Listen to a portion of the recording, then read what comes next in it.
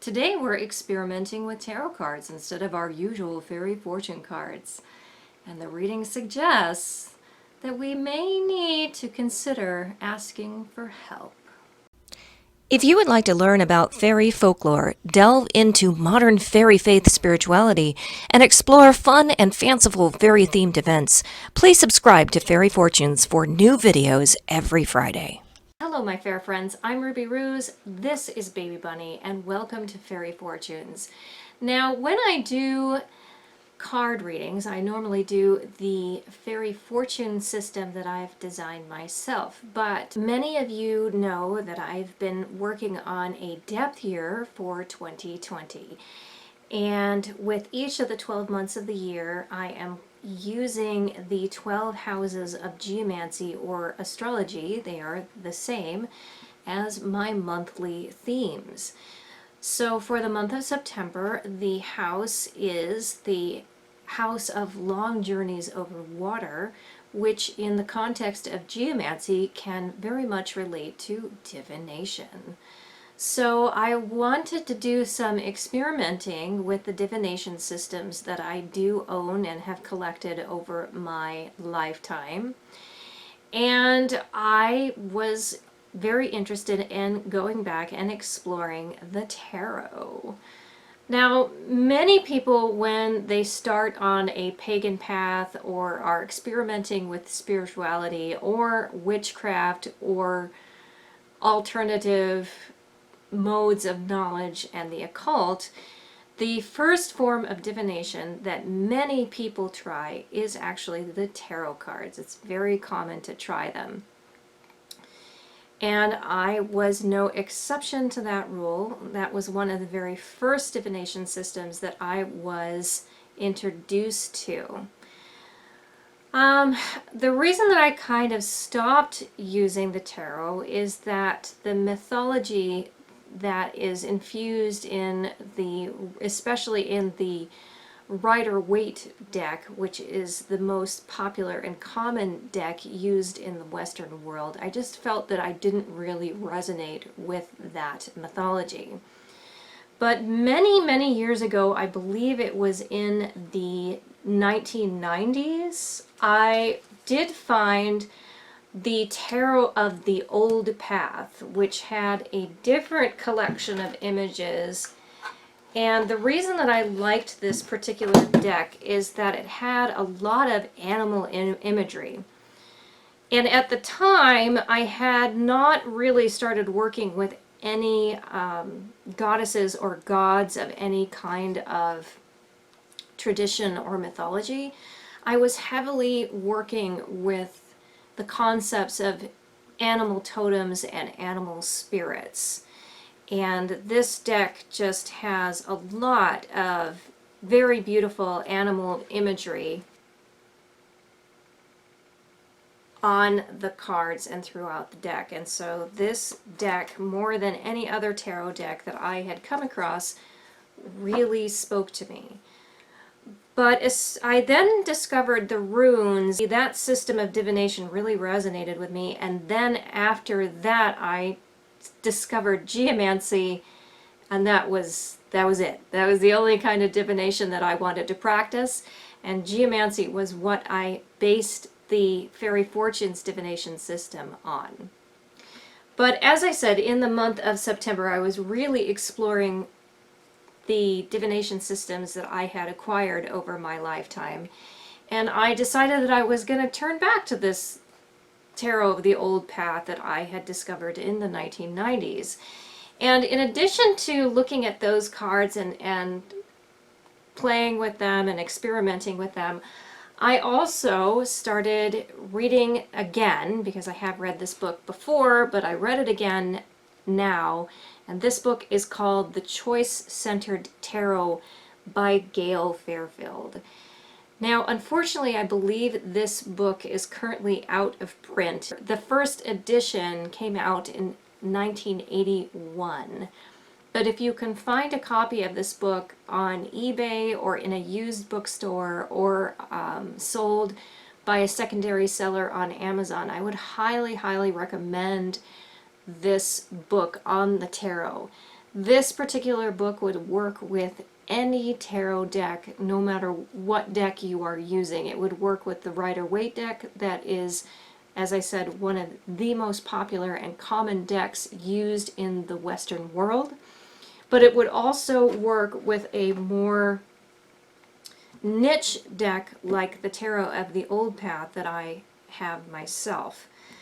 And what I found when I was reading this book is after studying geomancy and astrology, I really came to realize that the tarot has a lot of connection with astrology, because astrology has connections to numerology, and that is one of the primary modes of context in a tarot deck, is the numerology that is woven into it. So I really became entranced and fascinated with the tarot again, and so I thought it would be very fun to do a quick 3-card reading for you here today on this episode of Fairy Fortunes. I'm sorry though, the tarot doesn't have any songs with it. If you've seen some of my readings with the Fairy Fortune deck, each of those cards has a song that goes with it. So I use my singing abilities to assist me in my reading skills. So when I was thinking about what I wanted to know when I was doing this reading, because I also wanted this to resonate with you as well out there watching this video, and 2020 has definitely been something. It's been a something. So the question that I came up with was, what do I need to know right now? And if you've happened upon this video, I think that this is serendipitous for you, and that maybe this reading is also for you. That this might have bearing on what's happening in your world right now as well. So let's look at a 3-card reading.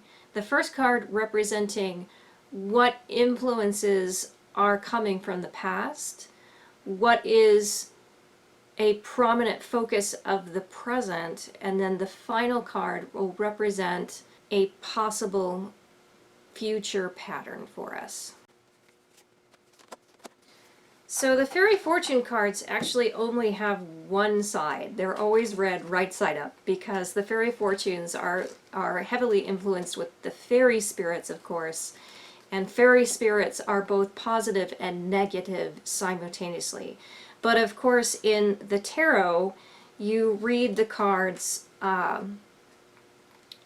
right side up and upside down, and their meanings have different correlations with each of those. So the first card that I pulled for us, and this represents the past, is the 6 of Rods reversed. Now, the number 6, as it appears in Geomancy, is connected to the 6th house. And the 6th house is called the House of Service, or the House of Servants. And what that generally means in a modern context, because this is our past, not the ancient past, is how are we being of service to our community? And then, of course, the suits in the tarot, the rods or wands, there is the cups, and then there is swords and rods. For me, I associate rods with the realm of fire. And fire, of course, correlates to the will. So in this context, this is a place of service, and also what are we willing to do for the community? So in my past, I definitely have been willing to do quite a bit for my community. I'm in a service-orientated occupation when I'm not here on Fairy Fortunes, and I have been very devoted to that occupation, and I feel that I have given quite a bit to my community. At least I try. I try. And it's very difficult for me when I feel that I'm not giving enough. And that's another thing. What I really enjoy about Gail Fairfield's excellent book, Choice-Centered Tarot, is that instead of looking at the meaning of the tarot cards and having a particular meaning in mind, and then when that card is reversed, having it be the exact opposite, that is not really how she describes reversed and right side cards within the tarot. She suggests that when you have a reversed card, this is more of a subconscious level to that card. It's something that's not on the surface. It's not something that's easily recognizable. So for me, I mentioned that I feel that I've given a lot to my community, that I have been in service to that community. And the reality, though, is even though I can look back at my life of service and say, yes, I was a servant to the community, I have berated myself harshly for not doing enough. And maybe that resonates with you as well. That is very much an internal struggle. That's very much that subconscious level that Gail Fairfield is talking about. It's very personal in nature. So I would like to propose to you that you think about places in your life where you feel that you haven't given enough. And maybe it's time to give yourself some credit for all of the good work that you really have devoted yourself to. You are not a failure. You have done more than most, perhaps, and that is something that you should honor and recognize within yourself. So, as I mentioned, the second card, what we need to focus on in the present moment. And here we have a major arcana card, and it is the Wheel of Fortune. Now, in the tarot decks have 78 cards. That is a lot of symbols to work with. The Fairy Fortune card system only has 16 cards. So there is a lot of information in tarot decks. And with the difference between the major arcana, which are things like the Wheel of Fortune, the Lovers, the Fool, the Magician, the High Priestess.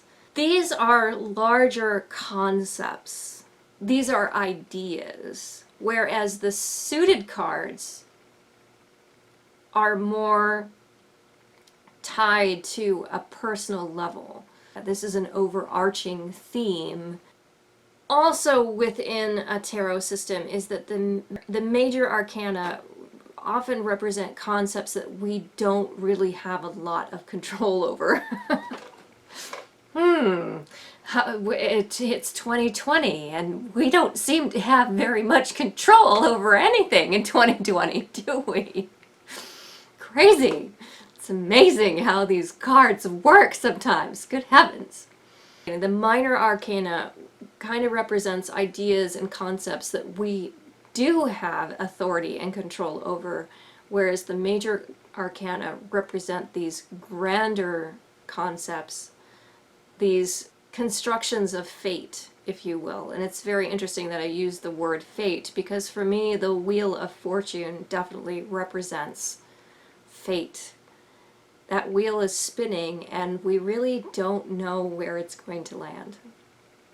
And what's very interesting is that before I came down to film this video, I was doing an Instagram post, and I have both Facebook and Instagram are my two main platforms that I use, and I try to post almost daily on those platforms.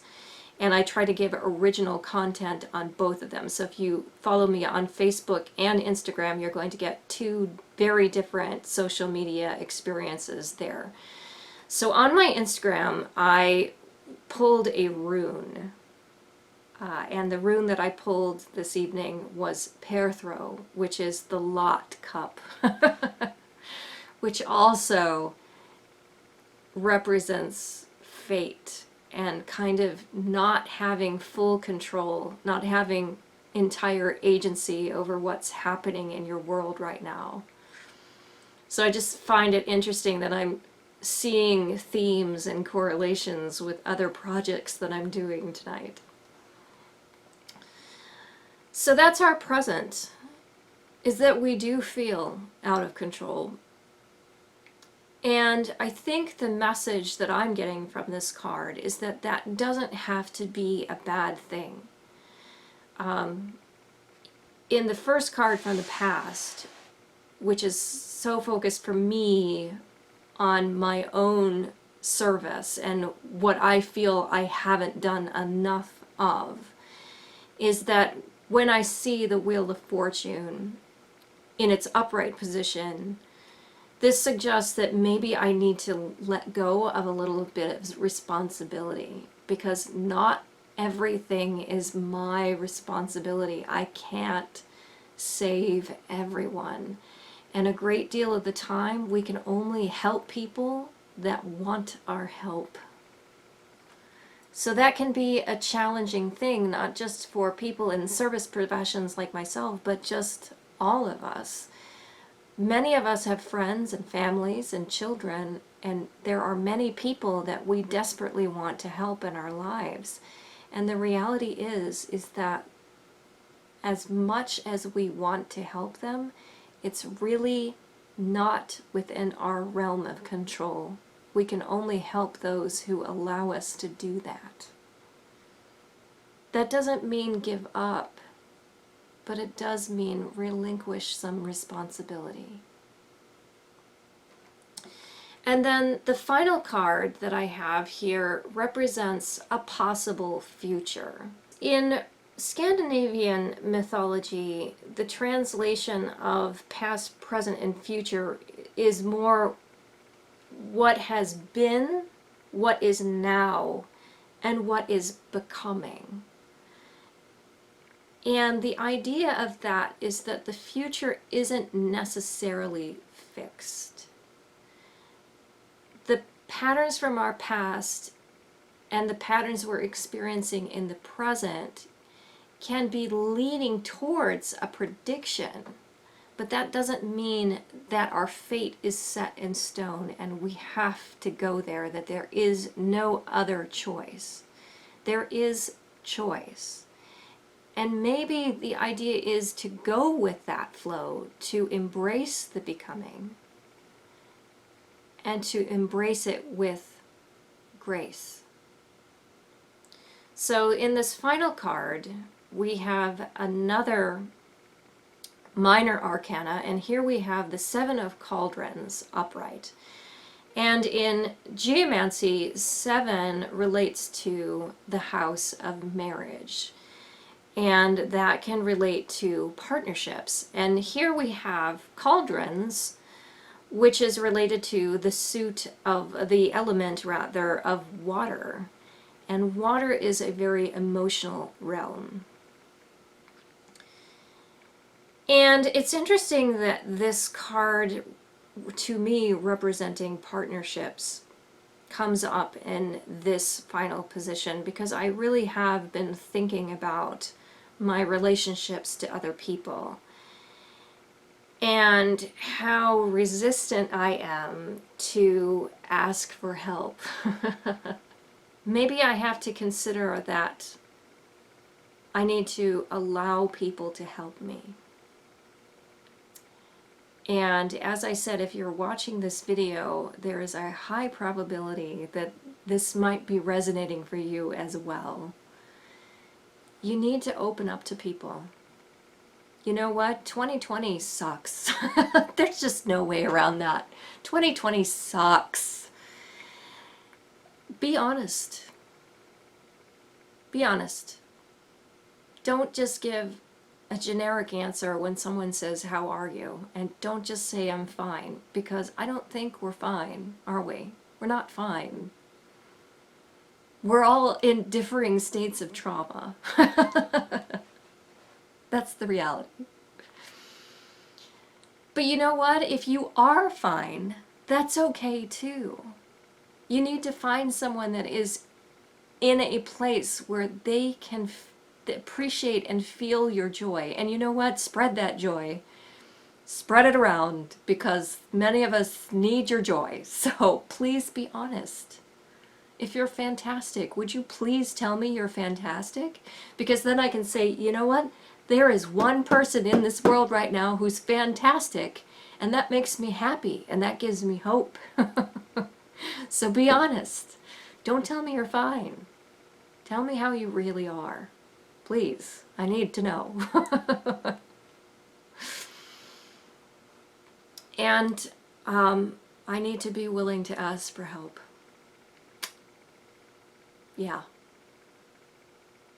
That's going to be a rough one for me. I mentioned that I was originally drawn to this deck because of the animal imagery featured on these cards. And in the cards that I have here for you today, there's a lot of horse imagery that is going throughout these cards. It's very small in the Wheel of Fortune, but the horse from the Six of Rods has returned. And in fact, it looks as if it's almost the very same rider in this card. So that's very curious that horse imagery comes along. Horses are very connected to service, which is very interesting.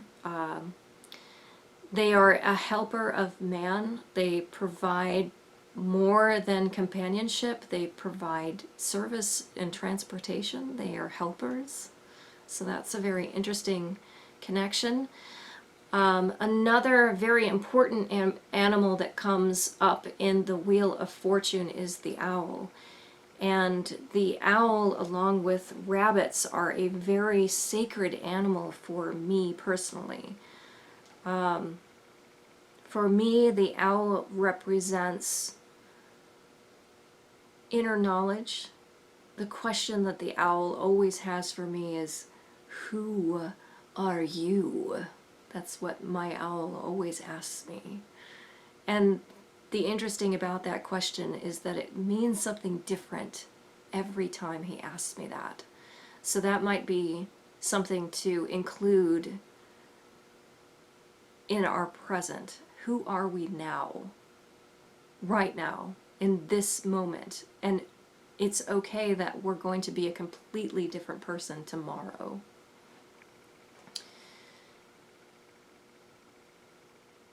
And then the Seven of Cauldrons is actually devoid of all animal imagery, which I think is significant because, as I said, I purchased this particular deck because of the animal themes running through this deck. So their absence is quite significant to me. And what that suggests to me, because of my work with animal spirits and animal totems, and that's a very personal, very self-focused work for me, I need to stop focusing on my internal life and really start looking towards a public life. And that is what that connection to animals might mean for me in this deck. So I would encourage you to think of that yourself. What does the absence of animals mean to you? What is that connection? How does that resonate for you? Now, I have not practiced the tarot, I think, in over 20 years now. Even though I started when I was not even a teenager. So that's a long time. But if you have a different perspective of these cards that I have drawn, I would really love to know your opinion. So please feel free to give me your interpretation. I would love to hear your perspective. So, how are you? Tell me the truth in the comments below. And with that, have a magical day.